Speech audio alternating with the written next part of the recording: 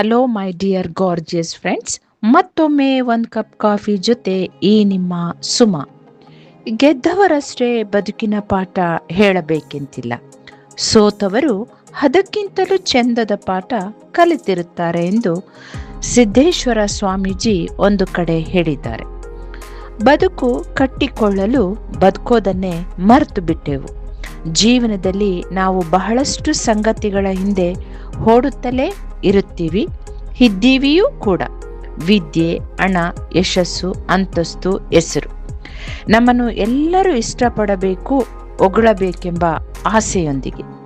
ಆದರೆ ಒಂದು ಹಂತದ ನಂತರ ಅರ್ಥವಾಗುತ್ತೆ, ಜೀವನದ ತಿರುವುಗಳ ಮೂಲಕ ಅರ್ಥವಾಗುವ ಅರ್ಥವೇನೆಂದರೆ, ನಮ್ಮನ್ನು ಎಲ್ಲರೂ ಇಷ್ಟಪಡಬೇಕು ಅಂತ ಏನೂ ಇಲ್ಲ, ಅರ್ಥ ಮಾಡಿಕೊಳ್ಳಬೇಕೆಂದೇನೂ ಇಲ್ಲ, ಅಷ್ಟೇಕೆ ಪ್ರೀತಿಸಬೇಕೆಂದೇನೂ ಇಲ್ಲ, ಗೌರವಿಸಿ ನಮ್ಮ ಜೊತೆ ಉಳಿಯಬೇಕೆಂದೇನೂ ಇಲ್ಲ, ಎಲ್ಲ ಪ್ರಶ್ನೆಗಳಿಗೂ ಉತ್ತರ ಸಿಗಬೇಕೆಂತೇನೂ ಇಲ್ಲ. ಕಾರಣ, ಪ್ರತಿ ವ್ಯಕ್ತಿಯು ಇಂಡಿವಿಜುವಲ್, ಪ್ರತಿ ಸಂಬಂಧವು ವಿಧಿಲಿಖಿತವೇ. ಸ್ನೇಹಿತರೆ, ಕೆಲವೊಮ್ಮೆ ನಮಗೆ ಅನಿಸುತ್ತೆ, ನಮ್ಮ ಮನಸ್ಸಿಗೆ ನೆಮ್ಮದಿ ಸಿಗುವಷ್ಟು ಸರಳವಾದ ಜೀವನವಿದ್ದರೆ ಸಾಕಲ್ವೇ, ಸುಂದರ ಅಲ್ವೇ ಅಂತ.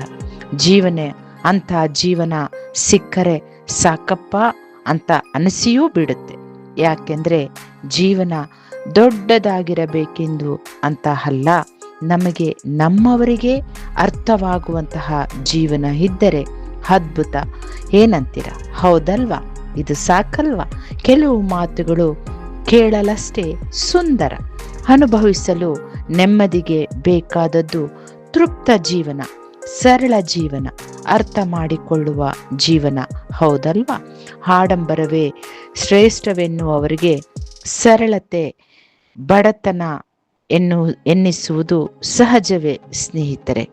ಹಾಗಂತ ಎಲ್ಲರಿಗೂ ಇಷ್ಟವಾಗುವಂತೆ ಮುಖವಾಡ ಧರಿಸಿ ಬದುಕೋದ್ಗಿಂತ ನಮ್ಮ ನಿಜವಾದ ಸ್ವಭಾವದೊಂದಿಗೆ ಕೆಲವರ ಮನಸ್ಸಿನಲ್ಲಿ ಸ್ಥಾನ ಪಡೆಯುವುದು ಉತ್ತಮ. ಏಕೆಂದರೆ ಸುಳ್ಳಿನ ಮೆಚ್ಚುಗೆಗಿಂತ ಸತ್ಯದ ಒಪ್ಪಿಗೆಗೆ ಹೆಚ್ಚು ಮೌಲ್ಯವಿರುತ್ತದೆ. ಸ್ನೇಹಿತರೆ, ಸತ್ಯ ಒಂದೇ. ಯೋಚಿಸಿ ಗಹನವಾಗಿ. ಪ್ರಪಂಚದಲ್ಲಿರುವ ಎಲ್ಲ ರೀತಿಯ ಸಂಬಂಧಗಳನ್ನು ಪರೀಕ್ಷಿಸಿ ನೋಡಿದಾಗ ಬರುವ ಅಂತಿಮ ಫಲಿತಾಂಶ ಅವಶ್ಯಕತೆ ಮಾತ್ರ. ಇದು ಕಠೋರವಾದ ಸತ್ಯವೇ. ಆದರೆ ವಾಸ್ತವ ಪ್ರಪಂಚದಲ್ಲಿ ನೆಮ್ಮದಿ ಕಾಣಬೇಕೆಂದರೆ ಸತ್ಯವನ್ನು ಅಪ್ಪಿಕೊಳ್ಳಲೇಬೇಕು. ತ್ಯಾಗ ಎನ್ನುವ ಎರಡಕ್ಷರದ ಮೇಲೆ ಸಾವಿರಾರು ಆಸೆಗಳ ಸಮಾಧಿ ಇರುತ್ತೆ ಎಂಬುದಾಗಿ ಒಬ್ಬ ಫಿಲಾಸಫರ್ ಹೇಳಿರುವ. ಯೋಚಿಸಿದರೆ ಎಷ್ಟು ಸತ್ಯ ಎಂದು ಒಪ್ಪಿಕೊಳ್ಳದೆ ಬೇರೆ ದಾರಿ ಇಲ್ಲ. ಜೀವನವು ದೇವರು ಕೊಟ್ಟ ಪಯಣ. ಪಾಠಗಳು ಪರಿಪಕ್ವತೆಯನ್ನು ನೀಡುತ್ತವೆ, ಸಮಸ್ಯೆಗಳು ವ್ಯಕ್ತಿತ್ವವನ್ನು ರೂಪಿಸುತ್ತವೆ. ಎಲ್ಲವನ್ನ ಪ್ರಸಾದವೆಂದು ಸ್ವೀಕರಿಸಿದಾಗ ಬದುಕೆ ಒಂದು ದಿವ್ಯ ಅನುಭವವಾಗುತ್ತದೆ.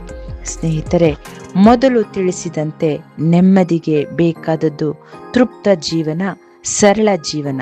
ಇದನ್ನು ಹೊಂದಲು ನಾವು ಮಾಡಬೇಕಾದದ್ದು ಒಂದೇ, ಮತ್ತೊಬ್ಬರನ್ನ ಬದಲಾಯಿಸುವ ಬದಲು ನಾವೇ ಬದಲಾದರೆ ಜೀವನ ತುಂಬ ಚೆನ್ನಾಗಿರುತ್ತದೇನೋ ನೋಡಿ. ಒಪ್ಪುವಿರಲ್ವಾ ಆತ್ಮೀಯರೇ? ಒಪ್ಪುವುದಾದರೆ ಒಂದು ಕಾಮೆಂಟ್ ಮಾಡಿ ಎನ್ನುತ್ತಾ, ಟೇಕ್ ಕೇರ್, ಗಾಡ್ ಬ್ಲೆಸ್.